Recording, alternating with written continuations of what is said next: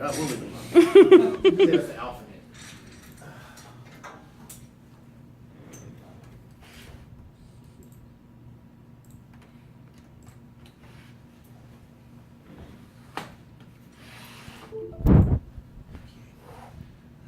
So I'm Christopher Royce. I am currently working on 2 games. Luckily, one of the games I'm working on is actually part of my college final. So it's probably going to be the only game in our museum that's going to be not a VR experience. I'm thinking this game will just be a painting on the wall. When you get close enough to it, you'll be able to interact with it by gazing at certain parts, clicking. It's a point-and-click RPG game. So anywhere on here, you point here, your character's going to walk there. You point here, he's going to interact with that. Interact with the boxes, et cetera, et cetera. And this is just one scene. It does not go anywhere else. Just a simple RPG scene. You can probably do it in 3 and 5 minutes, which is kind of the time we are allotted. This is a very slow computer. You're all going to have to be patient with me. But like I said, it's just a basic RPG scene. I got all the assets going on. I got a lot of the effects for the sun. I got some basic animations going on. I actually have a walk cycle, but for some reason I cannot. I'm learning how to code, so I don't know how to make it to where if I click somewhere, he walks. The only way he's walking right now is if I keep down the W key. So kind of an illusion is, hey, look, I'm actually walking when I'm clicking. But I'm actually not. But so basically in this scene, and I'm going to go over it real briefly because it's a real brief scene, you come in here, these ferns over here will actually try to snap at you if you get near them. I'm going to have to get the animations going with that. You can interact with this light post here. It just looks like a highway light post in the middle of the forest, very strange. You can interact with these boxes. At the time, you were not actually able to do anything. This light post doesn't work. These boxes don't have anything. If you try to go out here in the fog, at one point it will say, "Oh, turn back. You cannot see." The whole cliche RPG thing. There's actually a sign over here that will say to the fractal forest. So you're known to go that way. You know that possibly intuitively you need to go that way somehow. So let's go in the big cave with the giant sparkly thing. I will explain that later. That'll be more into Milestone 3. I actually have a surprise for everyone with that little thing. Surprise myself. But eventually you got to go to this little box in here if you can actually see it. And the player should intuitively know that, hey, that kind of looks like these boxes. And hey, these boxes have the same color palette as this. Maybe they will interact in some way. So if you do go to this box, you'll be able to find like a battery. Oh, a battery. Oh, batteries work with machines. So you go over here, put the battery in that machine. Then since I don't know coding very well, I haven't created the triggers or the interactability just yet. So let me just set some things, and then you'll be able to see actually what happens when you turn the light on. And this is where I'll need some programming help. It should be really simple though. I actually have some interactable scripts going on that I've been making alongside this one guy on YouTube. He's really cool. He's trying to teach me a little something. Fog go down. So this light post is actually going to make that fog dissipate. Gotta love fog in RPGs. This is kind of a cliche RPG scene for certain reasons because it also has kind of surreal objects within the scene. Let's see. All right, turn it on. Is it on? Should be. Okay, so when you put the battery in the light post, and again, all this is just gazing and clicking with the one button on the Google Cardboard. The fog will recede slowly, and this is a particle generating light post.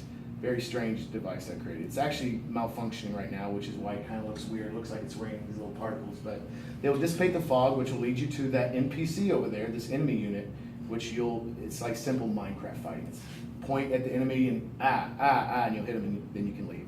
So that's basically it. So the 2 reasons I kind of wanted to make this game. 1, I wanted to expound on my own idea from college, and 2, we didn't have really any non-VR experiences, and I wanted kind of an interactive painting on the wall, so I thought it would work. And yeah, that's about, and that sun actually is setting back there slowly. That kind of gives you, that's a 5-minute sun. Once that sets, the game resets. Or once the sun sets, yeah, the game resets. So just a simple RPG scene. I can stop that now. Well, since I'm presenting 2 games, I'm not going to answer every single question on the Milestone questions, even though I did do them. You can totally do it, it's okay. Me too, people. Well, some of the answers are the same. You're going to represent. So what were your goals? Considering I'd already done most of the prototyping, white box, alpha goals previously with my project, didn't really have goals per se, but I kind of wanted to perfect them. So I made sure that you couldn't see through the trees and you couldn't like see all the little magic tricks behind the curtain. So I got all my little goals done, which was just creating basic game conditions, basic scripts, main assets, etc. What goals did I reach, or did you reach, if any? All my goals. There you go. What goals did I surpass? All my goals. Because like I said, I went from, it was only supposed to be a prototype. It's basically an beta, a non-playable beta. Does that make sense? Nope. What goals have you reached yet, if any? I have reached all aforementioned goals. What goals have you not been able to rework? I have reached all of them. This is pretty self-explanatory. What are your goals for the next milestone? Okay, so like I said, since most of the game's basically done, I just need a nice programmer. Since I already have basically all the animations there and all the things attached to one another, I just need a script to be able to make the colliders work with one another. You know, again, I'm still learning Unity as well, so all that object-based coding is kind of new to me as well. So just some basic coding, that's all I want. I just want the game to work. I want the script for the walking is so easy, it could be probably changed within 2 seconds by one of you geniuses over here. It could actually make him walk when you click instead of playing with the W button. So basically, for my next milestone is just create some working scripts and create a dialogue system that I have going on with the canvas in Unity and all that. So not too bad. I'm trying to focus on my other game more so than this one. But I'll get to that in a minute. What goals would be easier? Again, programming.